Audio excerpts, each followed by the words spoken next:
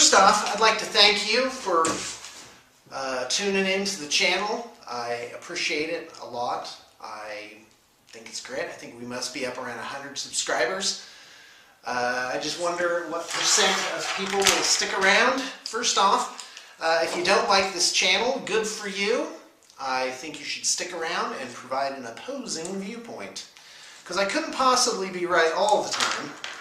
In fact, oh, by the way, this topic of this video is a bunch of stuff that I just feel like talking about.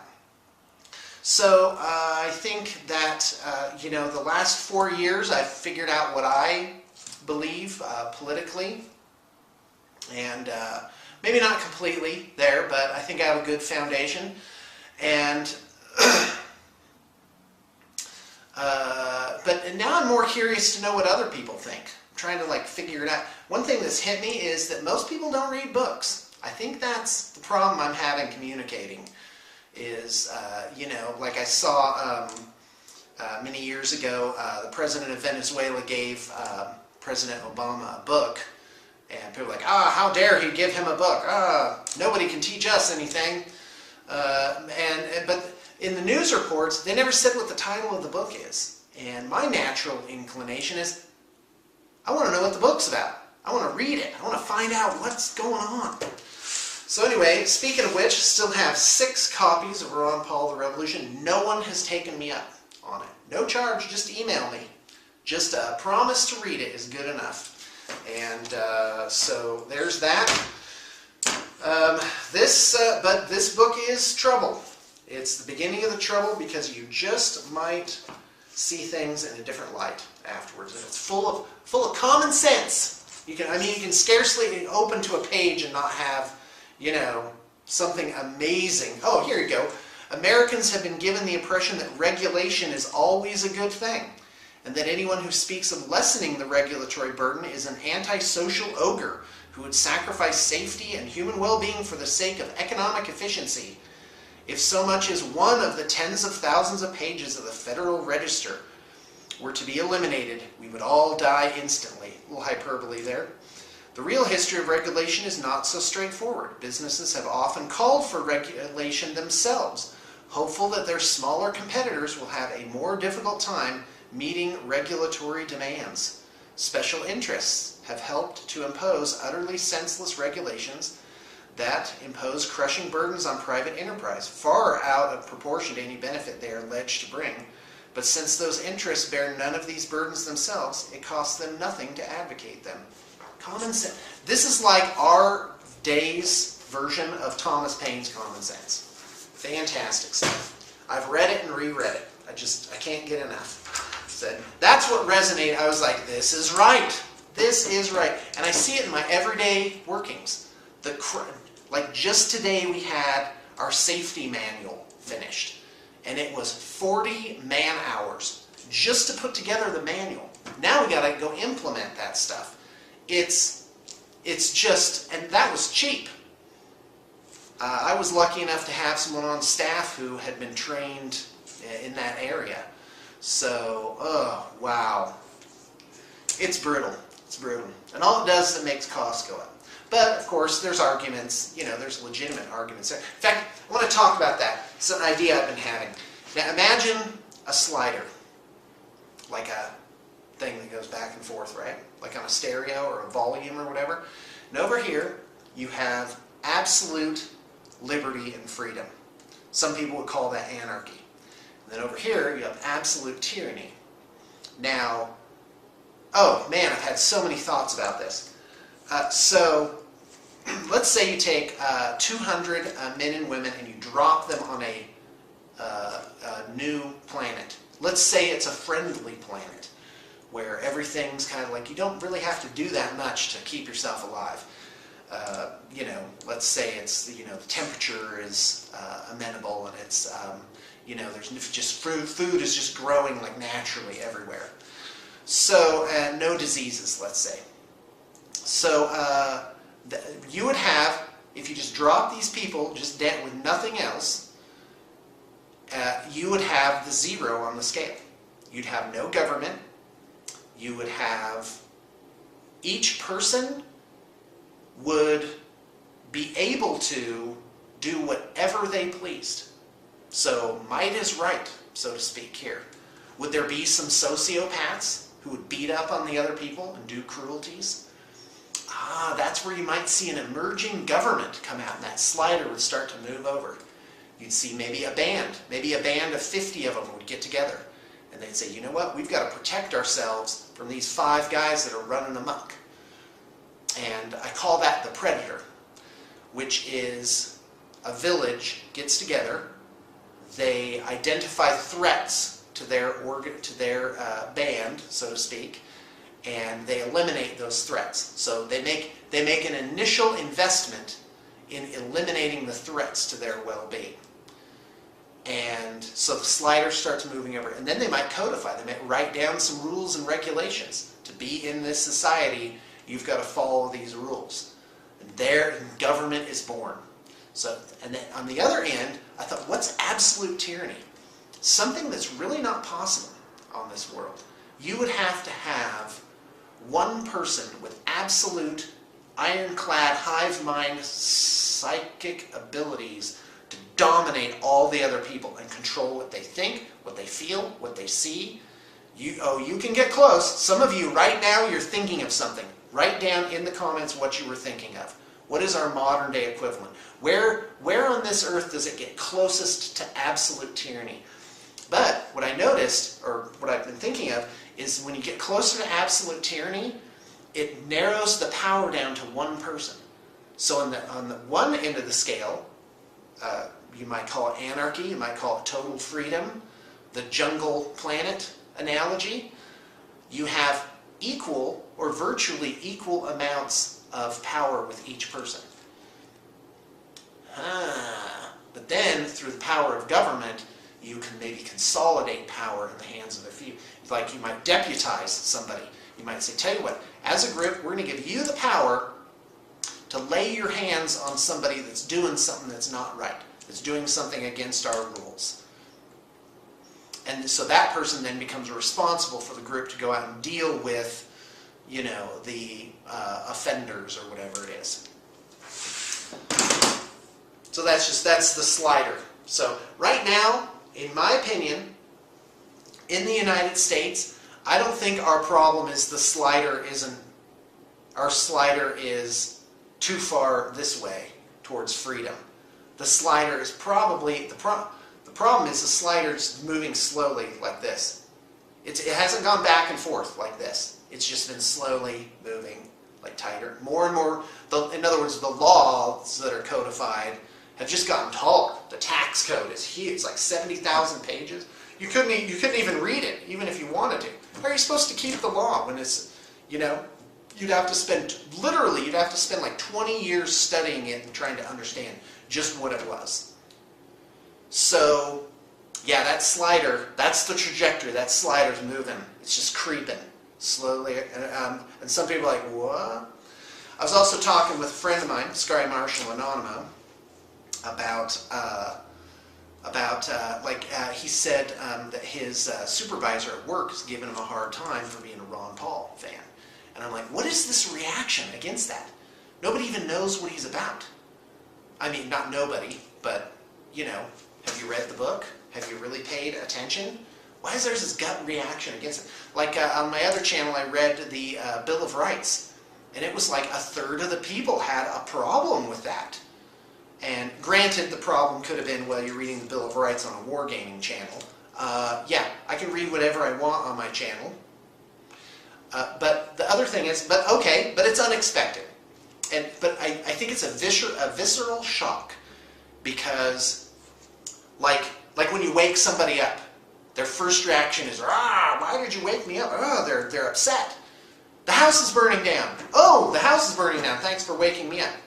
Between hey, get up, and the house is burning down, that's where most United States citizens are right now. They're in a place where they will have a natural sort of visceral reaction against bringing this up, kind of like a splash of cold water. And so that's what you see. It's like, who could not love the Bill of Rights? It's still, last I checked, it was still the supreme law of the land. I mean, it is, that's it. So speaking of that, oh boy, yeah, I'm just going from one topic to another. So I was thinking, senators, congressmen, and the president all take an oath to the office. I don't know what it is verbatim, but in a nutshell, it's to, to uphold and defend the Constitution of the United States. You notice and that's interesting, to take an oath to a document. That's neat. But what does it look like when someone breaks their oath? They're taking an oath. They're taking an oath to not do something. So that would be a negative thing. Or the oath has parts of it where they're promising to do something positively. So what does it look like to break your oath? Do they go to jail? Can you get arrested for it? Is there a law against it? Is it just a moral thing where supposedly the voters are supposed to, notice it and then vote them out next time? Are there no repercussions for it? I think it is possible by degrees to put legislation in place that starts eroding or putting a chilling effect on those rights. Like right now, I'm a little afraid to be making these videos. I'm a little nervous because there's a chilling effect. There's threats. In Naomi Klein's shock doctrine, she said, and I could probably find the exact passage, so I'm just going to paraphrase. She said, torture isn't about getting information. It's about giving information. You torture somebody, it means if you mess with us, this could happen to you.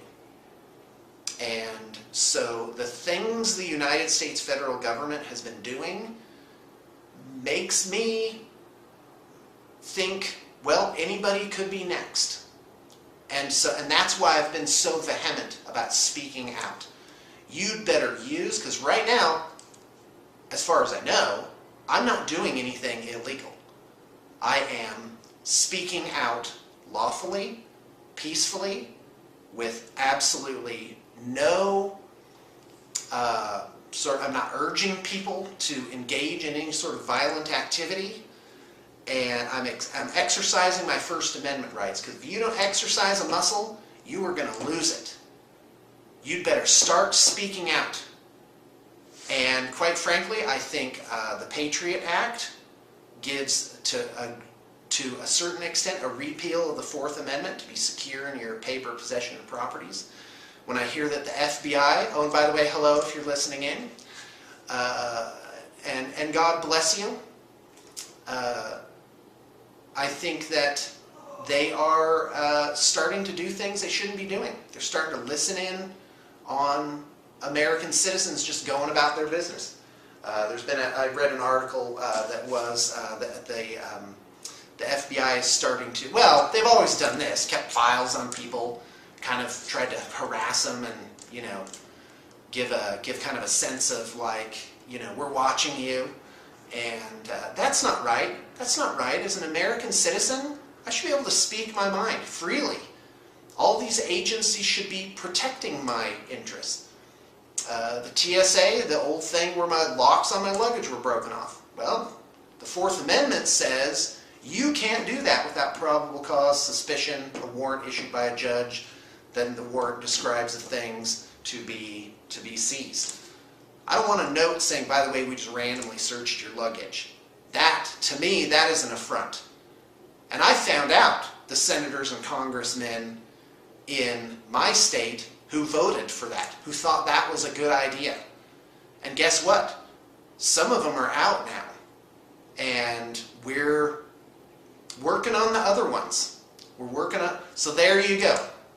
You vote for stuff that goes against the Constitution. So people need to know what's in the Constitution, and they need to know when their legislators are voting for stuff that goes against the Constitution.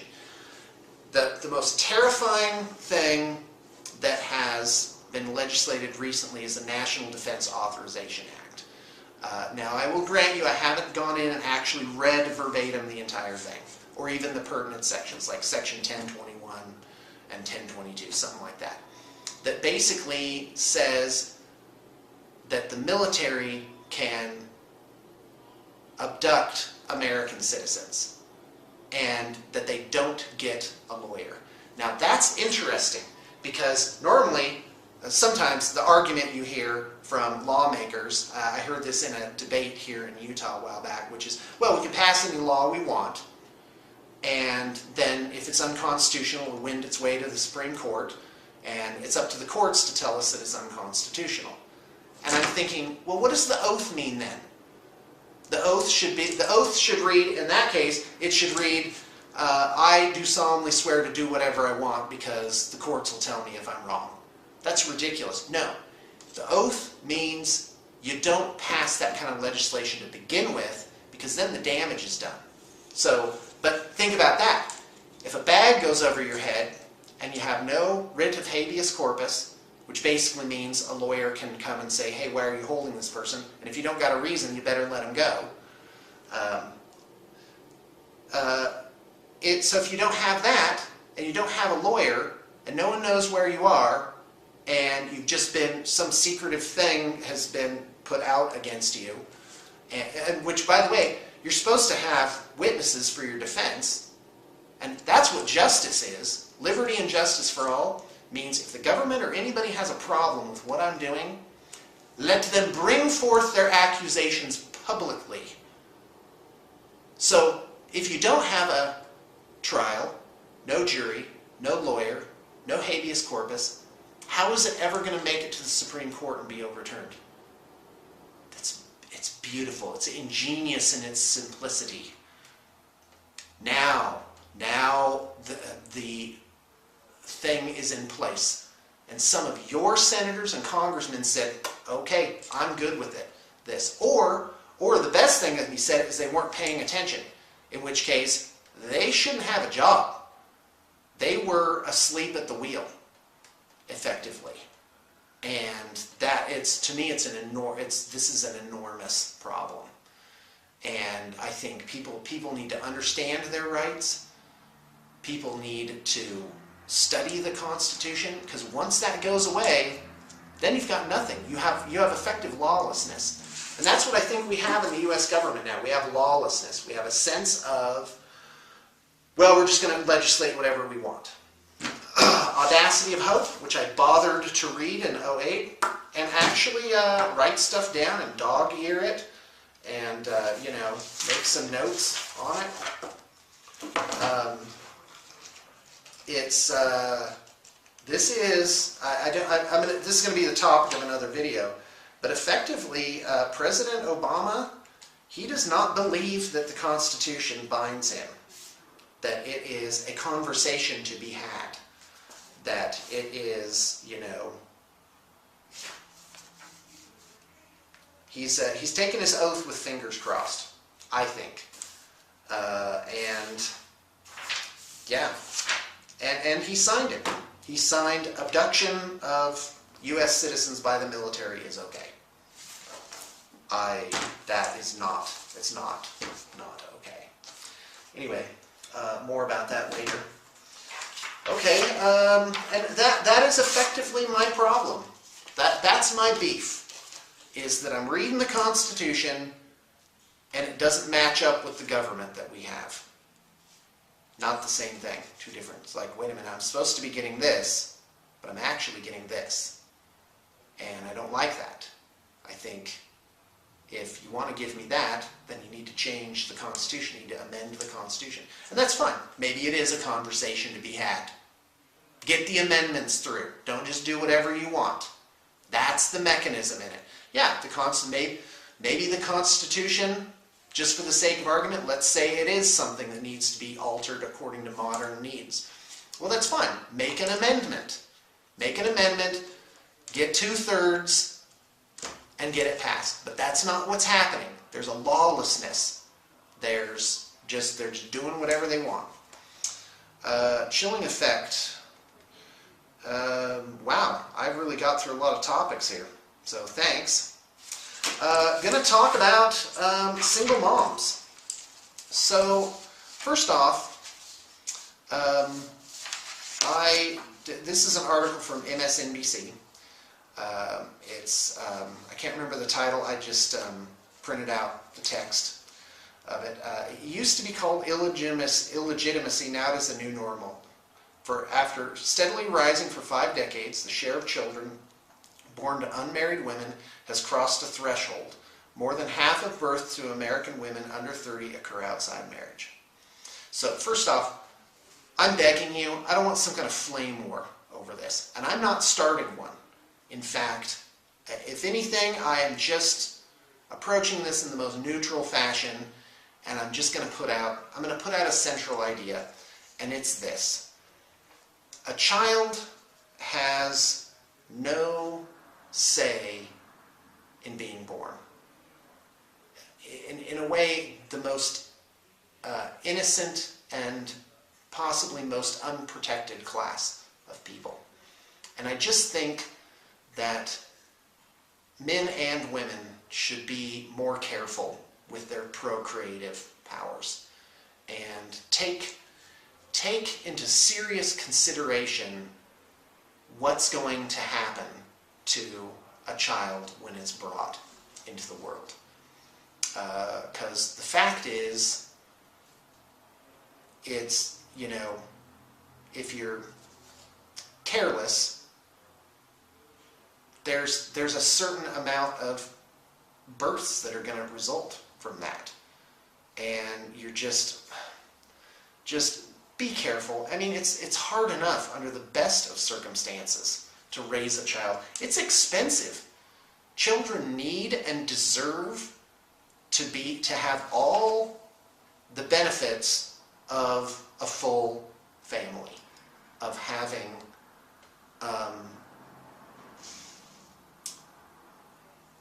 a breadwinner, having a nurturer, someone to be there for them at home, to have, you know, there's dental bills, there's medical bills, there's school expenses, school supplies, and, you know, I just think, let's see, fewer marriageable men. Well, all I can say is currently the benefits of marriage have kind of been erased. Like, as a man, you're supposed, well, okay, here's where the flame wars begin. Just for me, like if you go back to Lawrence Welk days, and I'm not saying we should, I'm just saying that exists. There's benefits to being the breadwinner. You get nurtured, you get taken care of, get your meals, you get your sex, you get your, you know, and these aren't just commodities, these are things where, you know, there's caring, there's emotion, there's love involved with them. But now, guy, even for suggesting that, so really I think I get it, that there's a thing where, well, why would a man commit and get married? There used to be some benefits to that, and now pretty much there's nothing. So anyway, I do, however, if you dig down to a more foundational level, I think it's the banks. The banks are sucking the life out of families.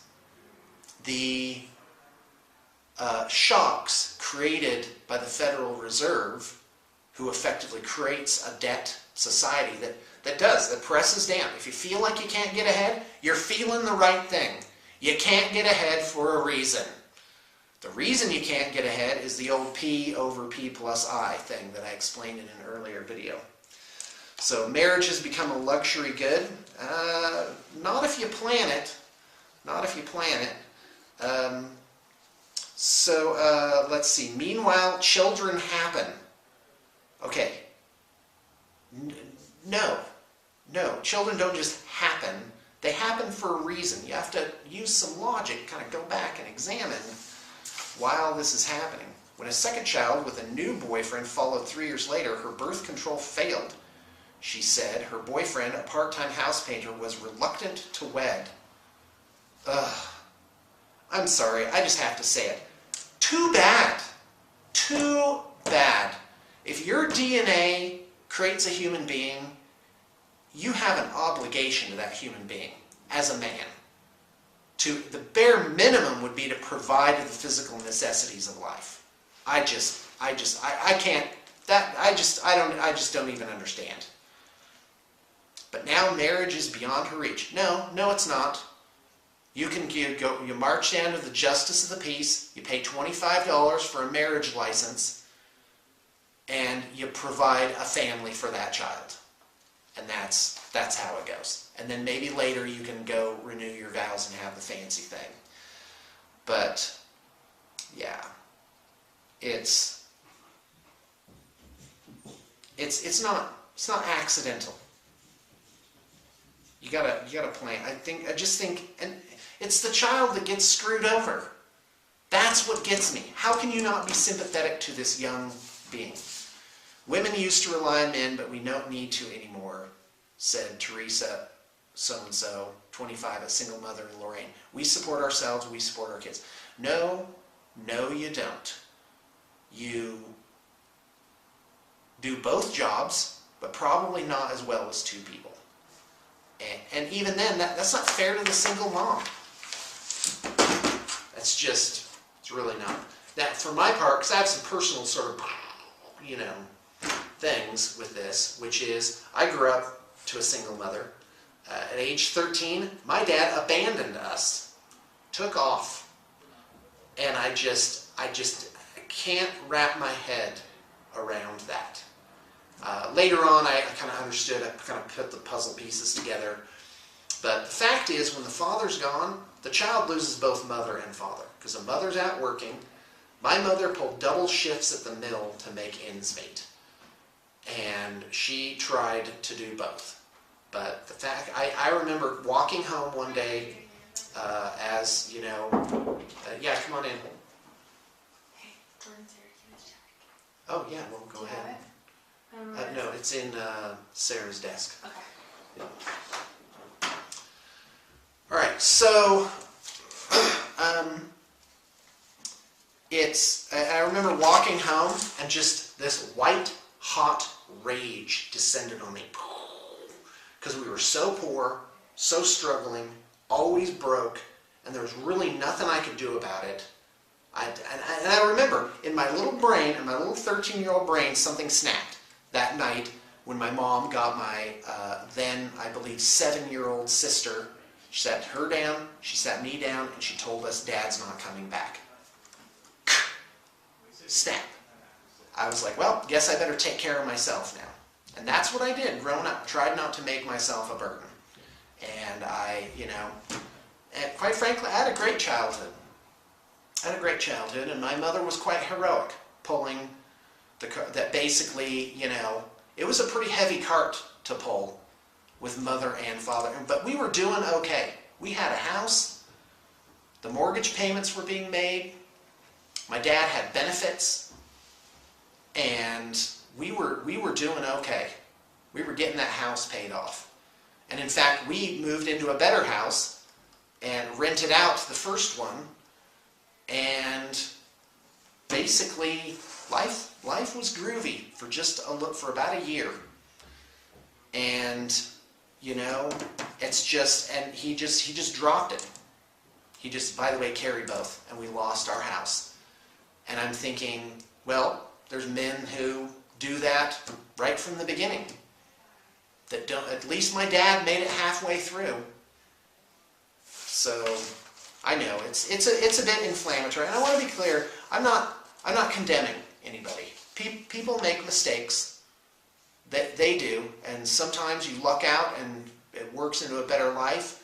But once a human comes in, that human's going to be around for a while, and that human is going to need to have fillings and medical care and clothes and food and shelter and education and love, and it's a lot. It's a lot to take from one person. So I just want to be clear. I'm not coming down. I'm not saying, oh, ye wicked generation, because boy, I'm lucky to have met my wife and had things turn out the way they did. So in that sense, I can talk. My wife and I, we waited and we were careful. We, we only had one scare about 2 years in when, we weren't ready to have kids. And so, so in a way, yeah, children do happen. If, if you're slinging your love spuds on a regular basis, kids are eventually going to be the result of that. Like, they're gonna Jurassic Park right on out of there. Life finds a way. So anyway, yeah, my wife and I, we got married at age 24 and 25. We waited. I was 30 before we had our first child. And, even then I wasn't completely ready, but I got my act in gear and I got a good job with benefits. And since my daughter was born, my family has not done without. I have always provided one way or another. I've always made sure the mortgage was paid, the bills were paid, and I'm grateful for all the people that helped us. I do. Again, I don't condemn, because people make mistakes, and sometimes they bite you. Those mistakes will bite you harder than others, and sometimes they bite you with a baby to take care of. So, but once that baby gets there, you gotta make the best. You gotta make the best of it, and really put other things on the back burner for that child. So anyway, well, that's my Gately musings for the day. So just a whole potpourri of things. I do appreciate people being here. If you have an alternate viewpoint, by all means, be polite and write it down. Maybe, or make a comment. Maybe I haven't seen something. Maybe I'm missing something. So thanks for tuning in.